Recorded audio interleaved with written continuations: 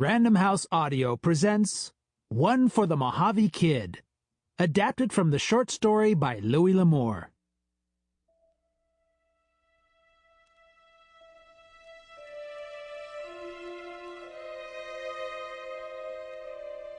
Before the railroad came, Hinckley, Texas was a dusty little cow town. Just a saloon and general store to serve the three neighboring ranches, owned by Burton Holstock and his two sons. Then the surveyors arrived, and all too soon came the track layers, train crews, accountants, and company executives. The railroad brought 2,000 new people to Hinckley, and 1,000 more came after them. They were the merchants and the saloon owners, the prostitutes and gamblers, the con men and the thieves. They all came to service the railroad workmen and to separate them from their money. Needless to say, there was crime, so the local merchants decided to appoint a marshal. The man they finally decided on was Ab Cale, a young cowhand from Burton Holstock's ranch.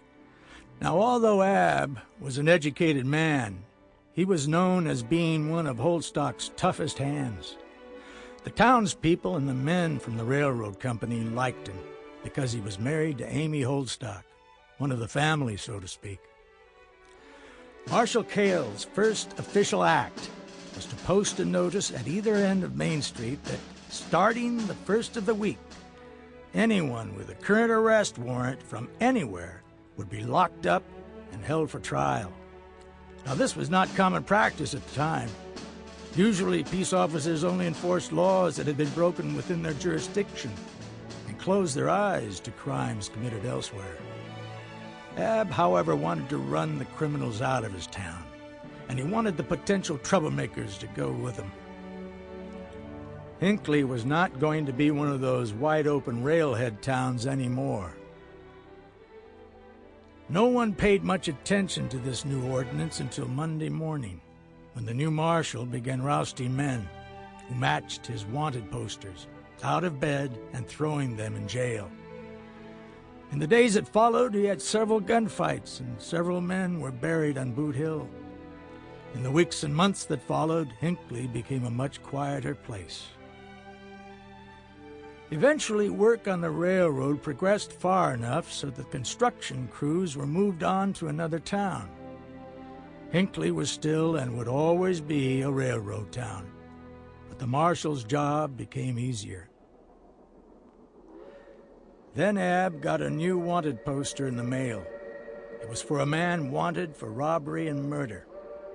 He knew that because of his decision to enforce all arrest warrants, he would have to try to arrest this man if he ever came to town. He also knew that due to the man's reputation, Ab would probably have to kill him. Because of his marriage to Amy Holstock, it was a situation that would haunt Ab Cale until the day another young man, Riley McLean, came to town.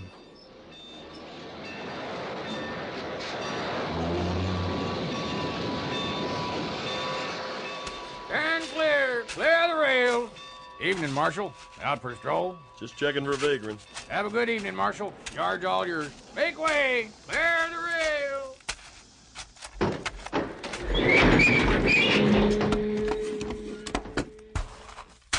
Hey, you there, stop!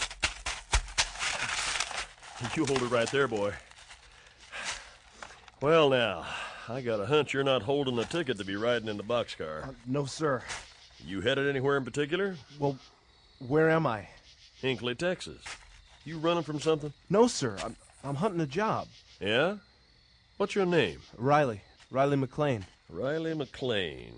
No, I don't think I have that name on my poster wall. Well, then am I free to go? I said I don't remember the name. That doesn't mean I don't have the face. Come on, son, let's go back to the jail.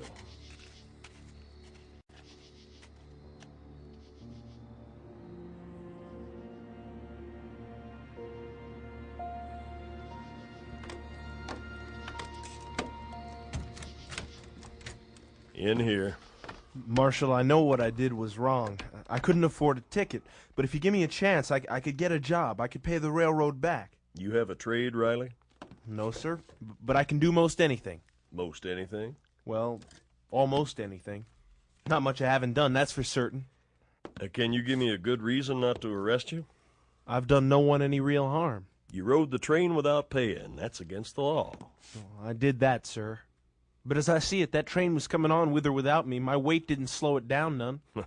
No, I don't suppose it did, Riley. You got me there. I don't mean to argue. I know you have a job to do. I don't always like it, son.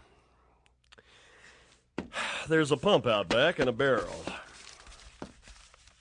Marshal? You're in need of a bath, son. You'll have to prime that pump real good. It hasn't worked right in years. Yes, sir. You can sleep the night in the cell. It's a hard bed, but it beats the floor of a boxcar. Then I'm not under arrest? No, Riley, not today. Come morning, we'll see if Hinckley is ready for a man who can do most anything.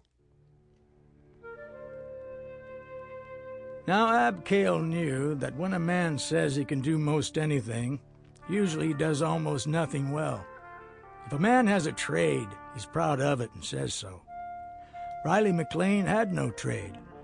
He was tall and thin and clumsy looking. Yet Ab reserved his opinion, and it was well that he did. When Ab got down to the jailhouse the next morning, he found Riley slowly reassembling the pump from a pile of parts on the floor.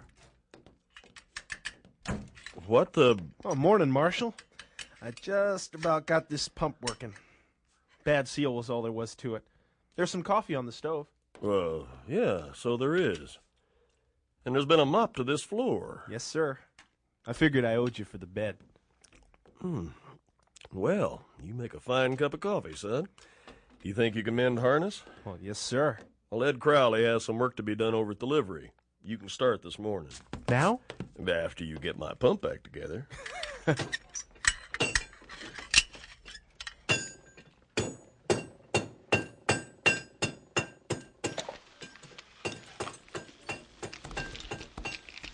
I'm finished with this bridle, Mr. Crowley.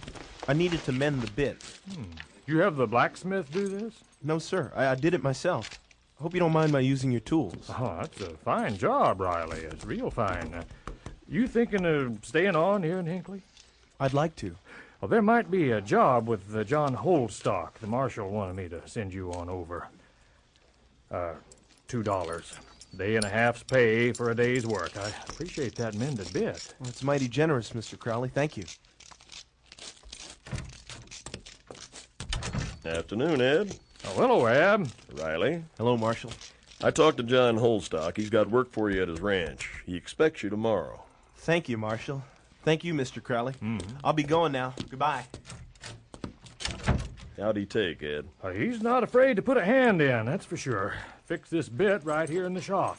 Smith couldn't have done a better job. Well, that's fine. Real fine. So now we'll see how long it lasts.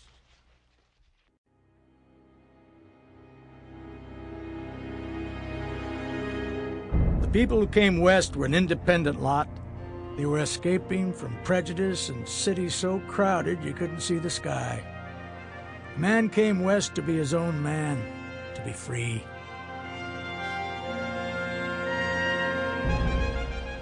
Ab Cale understood that. So, as Marshal of Hinckley, he walked softly. He kept the peace by taking care of things before they got out of hand. He was liked because he didn't let the law become a problem. He was testing Riley McLean by handing out all the hard work he could find. He figured Riley would become a member of the community or hop the next freight out of town. Either was better than locking him up.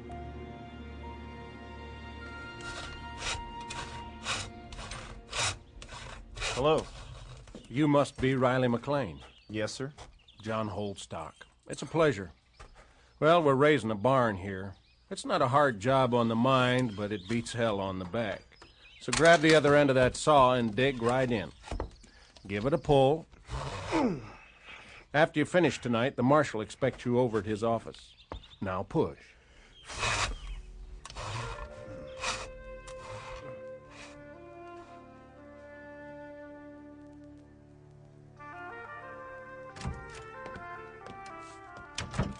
Evening, Riley. How are you?